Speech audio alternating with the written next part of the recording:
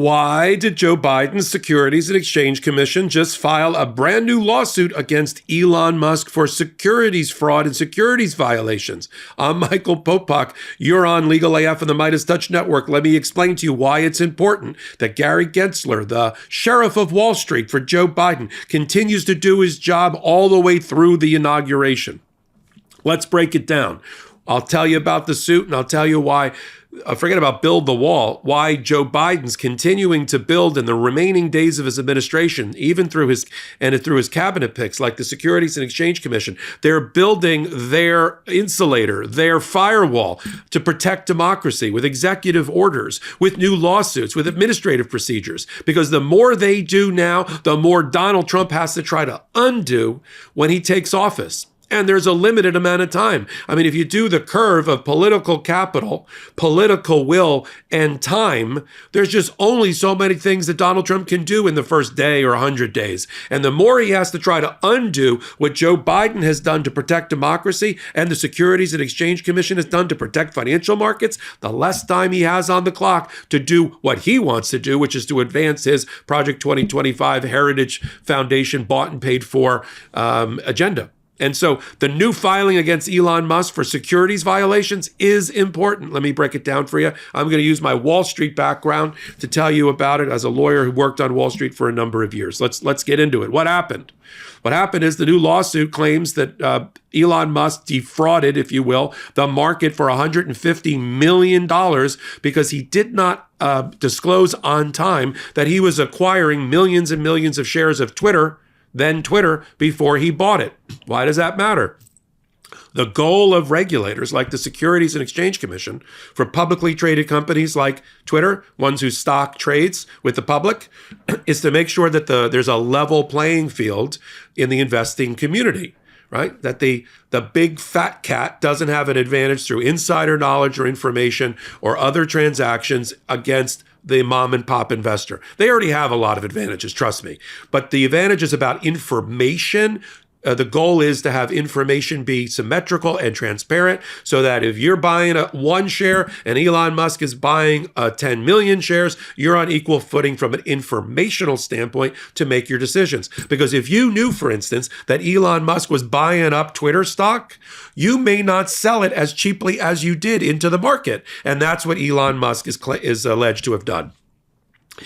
Once you hit a 5% threshold, you acquire 5% or more of a publicly traded stock, you have that in your portfolio, it triggers a requirement. We call it the 13D or Reg 13D requirement that requires you to announce to the investing community through an SEC filing that you've acquired 5%. Why is that important? Because once the market knows that you're a shark in the water and you're trying to acquire a large block of stock in a company, even though it's not controlling, that may indicate that you're trying to acquire the company, which means I may hold out for more money when I sell. If you don't disclose it, which is what the allegations are against Musk, he's able to buy up on the cheap from people who had no idea he was the one that was buying up the stock or what his acquisition or acquisitive goals were. And so, for instance, I'll give you what happened. He started buying the stock in the allegations of the complaint in January of 2022. By March of 2023, he had acquired 5%, but he did not disclose it, which allowed him to acquire almost another 5% of the stock, millions of shares from unsuspecting investors on the cheap, because they didn't know. They knew it was Elon Musk ultimately, but they didn't know that he was buying it to acquire because they didn't know how much he had because he didn't disclose it. And so the way the SEC calculated it, he took the market for $150 million. He bought his shares for $150 million less than if he had properly disclosed, which means that $150 million should be in the hands of shareholders, not in the hands of Elon Musk getting a deal on buying up the stock of Twitter. He was 11 days late in filing that Reg 13D report. Doesn't sound like much, but in the fast-paced world of Wall Street, where he's acquiring millions and millions of shares during that time, he actually doubled his holdings in that period of time that he didn't disclose. So it wasn't by accident. He knows securities laws. It was on purpose, because then he started buying, and by its calculation, he saved $150 million in doubling his stake. How do I know that? How does the SEC know that? Because as soon as he finally late filed his Reg 13D on purpose, he had already acquired 10%, not just 5%, and the stock market responded, moving the stock price up 27%. So if you held your stock and you didn't sell it, you made 27% more on your money after Elon Musk announced than before. And when you run that across all of the buys, that's how you come up with $150 million that he basically defrauded the investing market over. Now, let me compare it to something. Walt Disney. Okay.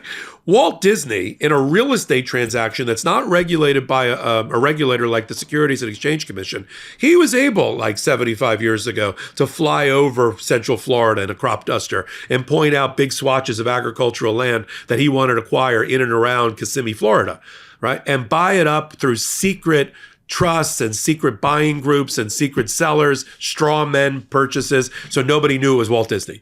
Because if the farmers and the landowners knew it was Walt Disney, he already had Disneyland in Anaheim. They might have said, "Whoa, wait a minute! We can get not $1 an acre, we can get $1,000 an acre." And Walt Disney didn't want that. So he acquired most of what became Disney World and Epcot Center on the cheap, without the sellers knowing it was Walt Disney. Now, later, when he had to acquire more and his plans were known, he had to pay more for that. But that's all okay in a real estate arm's length transaction because it's not regulated like the Securities and Exchange Commission. It's the opposite of what's okay in buying up stock that's regulated by the Securities and Exchange Commission.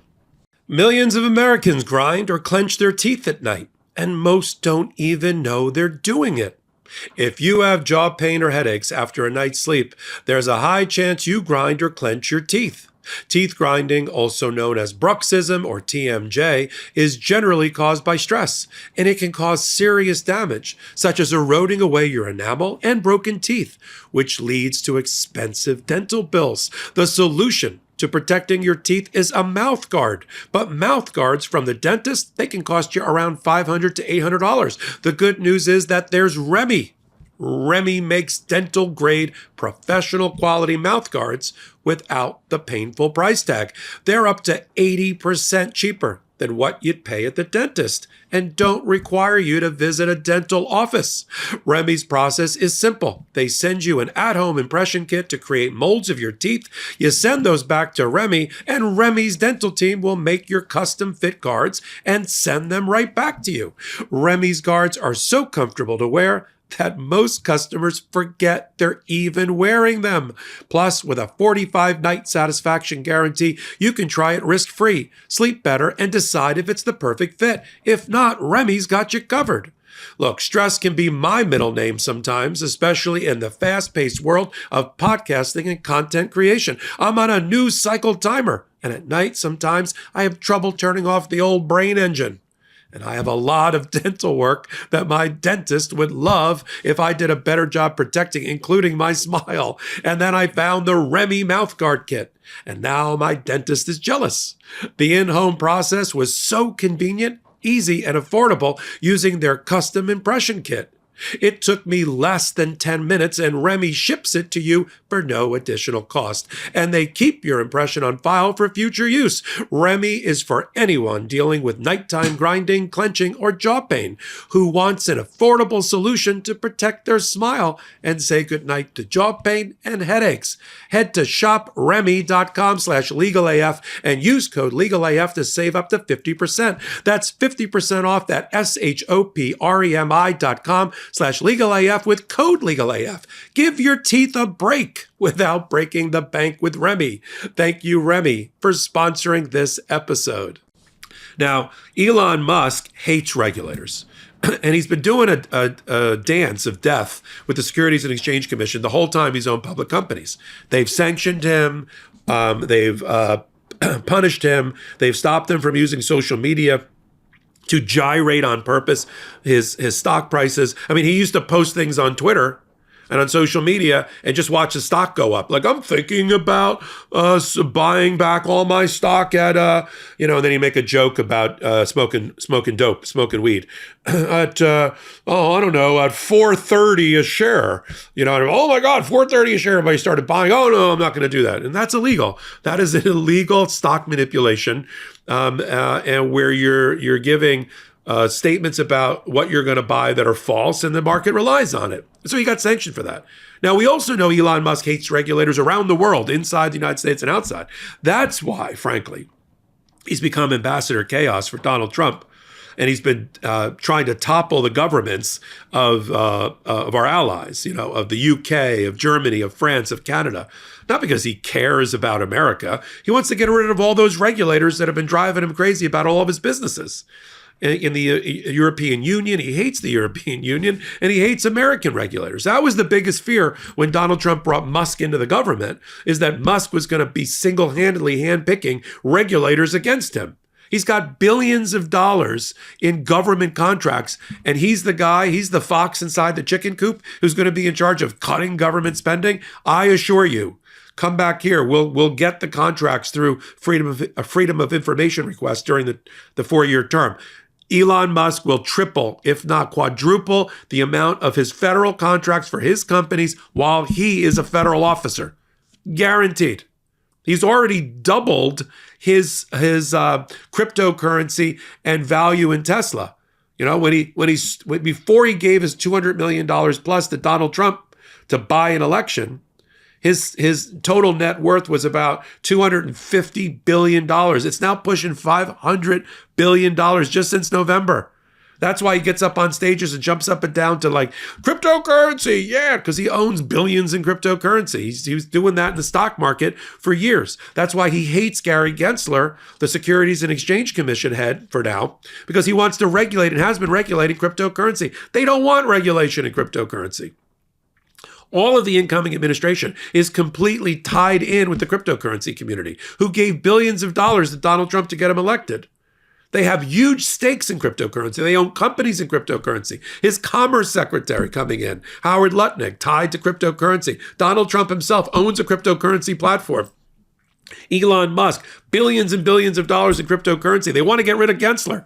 Now, why is the Securities and Exchange Commission filing with 5 days to go and 5 minutes left to go on the clock? Because it's important. Because the more that Joe Biden's administration does to Trump-proof democracy, the more that Donald Trump has to undo. More Joe Biden does, the more Donald Trump has to undo. There's only so much you can do. Time is a limited resource. It's winding down right now. Thank you for devoting yours to me and to my analysis. But in that graph that I talked about at the top of the hot take, right? Donald Trump has political capital. He's got scarce resources. He's got a leadership deficit. People don't know what they're doing. And he's got time. And when you graph all that out, he's got a limited amount of time to accomplish all of these crazy ideas. And the more he has to expend scarce political capital and be exposed to America about these chess moves in public, that he's undoing what Biden did, all that wasted time is one moment less that he has to advance his own agenda.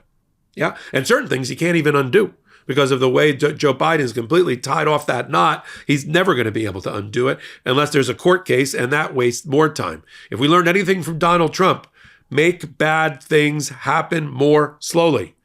Bad things are happening, make them happen slower.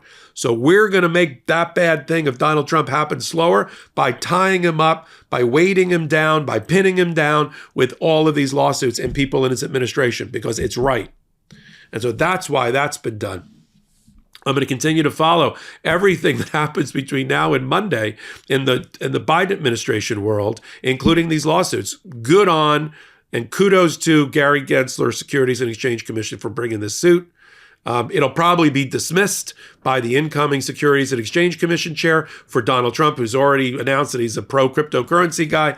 We'll see what happens with this. But that, again, Donald Trump gets exposed. Every time he gives a pardon, he gives a clemency, he takes away a lawsuit or has it dismissed, and he helps one of his buddies, one of his cronies, we see it. It's transparent. We can report on it. And it builds currency and it builds political capital for the Democrats. As Donald Trump's political capital is depleted, it moves over to the Democrats to try to make him a lame duck president as soon as 18 months from now. I know it seems insufferable in an interminable amount of time, but we'll get to that midterm stronger than we are right now because of these kind of filings and actions by the Biden administration at this moment. Biden, God bless his soul, he's setting us up for a successful midterm election. And I want to call that out right here. You're on Legal AF and the MeidasTouch Network. Thanks for being here. I got a new show Tuesday nights at 8 p.m. Eastern time here on the MeidasTouch Network. It's called Popak Live. We got about 500,000 people that are watching it every week. I appreciate you being there. We're building a beautiful new community. Popak Live, 8 p.m. Eastern time, right here on the MeidasTouch Network. And then we've got the OG podcast, 5 years in the making, Legal AF, Wednesdays and Saturdays at 8 p.m. Eastern time, also here on the MeidasTouch Network. And then a brand new channel, because that intersection of law and politics is going to be the hottest of quarters as soon as Trump gets in office. The amount of lawsuits that are going to be filed by pro-democracy groups and attorneys general around the country against Donald Trump and his worst instincts is going to blow my head off. That's why we formed a durable, reliable new channel with the MeidasTouch Network called Legal AF. Come on over, hit that blue subscribe button, and help us continue to grow that channel as well. So until my next reporting, I'm Michael Popak. In collaboration with the MeidasTouch Network, we just launched the Legal AF YouTube channel. Help us build this pro-democracy channel where I'll be curating the top stories, the intersection of law and politics. Go to YouTube now and free subscribe at Legal AF MTN. That's at Legal AF MTN.